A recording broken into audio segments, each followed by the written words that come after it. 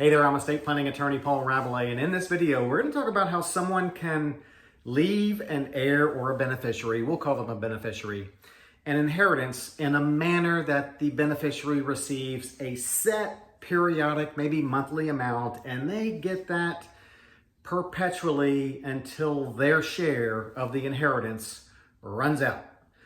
Okay, so here's the deal. Sometimes I'm going to call them parents or grandparents. It doesn't have to be parents or grandparents, but sometimes parents and grandparents, they want to leave a chunk of money to an heir. Could be a child, could be a grandchild, could be a niece or nephew, could be somebody unrelated. They want to leave a chunk of money to somebody, but for a variety of reasons, they don't want to just leave them a chunk of money. And those reasons might be that beneficiary doesn't know how to manage money, might be that beneficiary will blow the money. So when things aren't left outright for a beneficiary, then there's typically a discussion about how assets can be left in a trust for the beneficiary. But when assets are left in a trust for a beneficiary, there are really an unlimited number of ways to provide how the trustee of that trust is to distribute the trust assets to the beneficiary. So let me give an example. Let's say parent or grandparent wants to leave a chunk. We'll call the chunk $500,000. That's a chunk. They want to leave $500,000 for a beneficiary, but they don't want to leave it outright. They don't want to just, when they die, have a check handed over to the beneficiary, $500,000. That might ruin the beneficiary. So here's a number of different ways that parents and grandparents can set things up so the beneficiary doesn't have an opportunity to blow it. Maybe the grandparent says, I'm leaving $500,000 or 1/4 of my estate or whatever it might turn out to be. I'm leaving that to my grandson, but I'm leaving it in a trust for my grandson. And I'm going to name a trustee. The trustee might be the grandparent's child or friend or relative, some trusted person who manages and oversees the assets on behalf of the grandchild or the beneficiary. And maybe in that trust instrument, a common way to set that up is grandparents says in the legal documents, I'm leaving $500,000 for the benefit of my grandson. I name Tina as the trustee, and I give Tina the discretion that if my grandson needs some of that money for his health, education, maintenance, or support, the typical HIMSS standard, HEMS, then Tina can make distributions of principal to my grandson to or for his needs. But then when the grandson reaches the age of 30, whatever's left, he can have it. So a stated age is one way to leave assets into a trust for them to get at a certain age. Another way to do it, also common, is to provide that the beneficiary gets those assets in stages. So I leave $500,000, 1/4 of my estate, whatever it might be, to my grandson in a trust. Tina's the trustee. Tina can use the trust assets pursuant to the HIMSS standard for the grandchild's health, education, maintenance, or support. But then the grandparent might say, I want my grandson to get the principal in stages. So maybe he says, when my grandson is 25, he can have 1/3 of the principal. When my grandson is 30, he can have 1/2 of the remaining principal. And when he's 35, he can have the rest of the principal. That way, if he screws up the distribution at 25, he's still got 2 more distributions to go. So that's just another common way.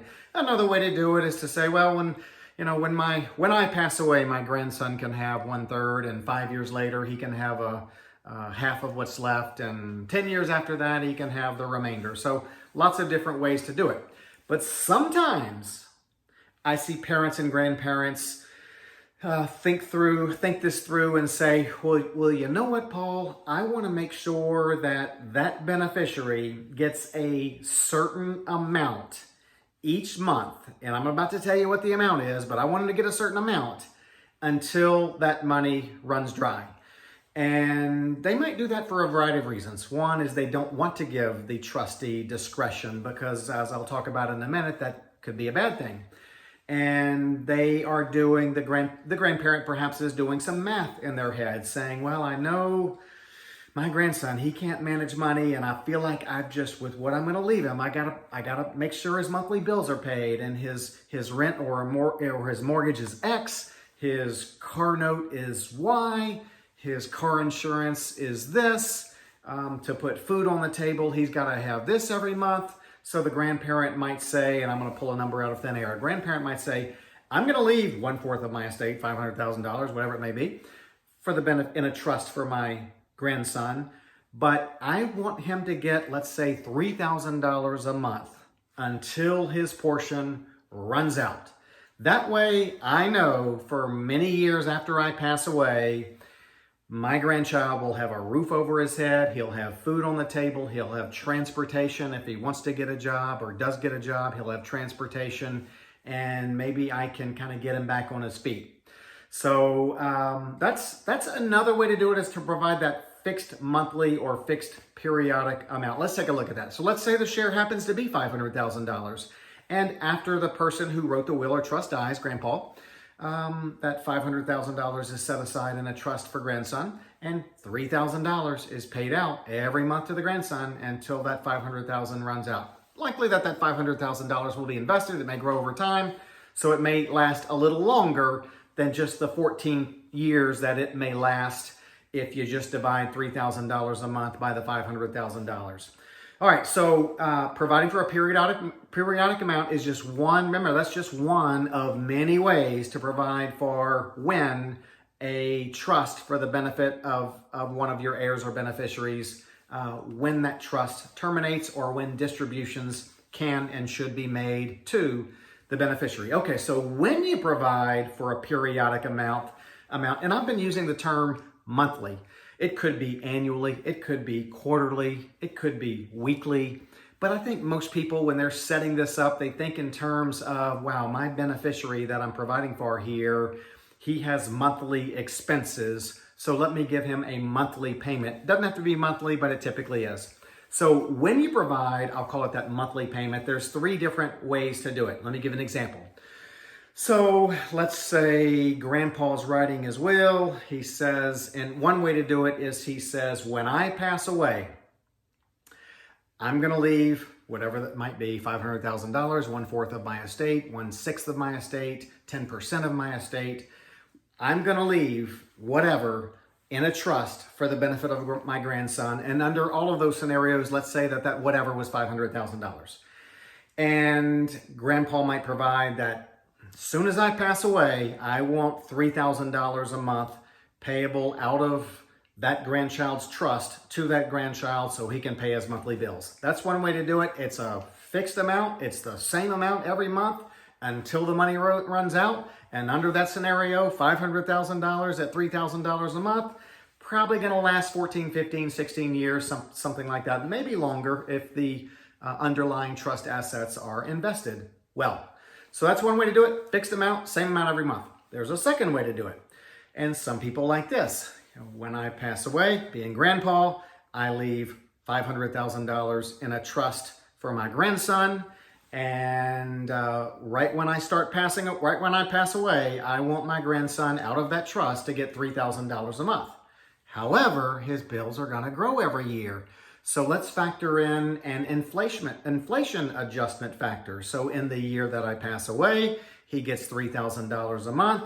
The next year, based on some formula that's inserted into the legal documents, maybe some cost of living adjustment, maybe based on that formula, the year after Grandpa died, the beneficiary would get $3,100 a month. And then maybe the next year, based on the inflation adjustment, maybe $3,200 a month. So that sounds pretty good because the grandson's expenses will likely go up a little bit every year due to the cost of living adjustment. So that's a second way to do it. And if he does it that second way, he writes the will or trust. Let's say he dies 10 years later. When he dies, the $3,000 payment starts. That's the base amount, but it increases a little bit each year until the money runs out. Again, may last 12, 13, 14 years.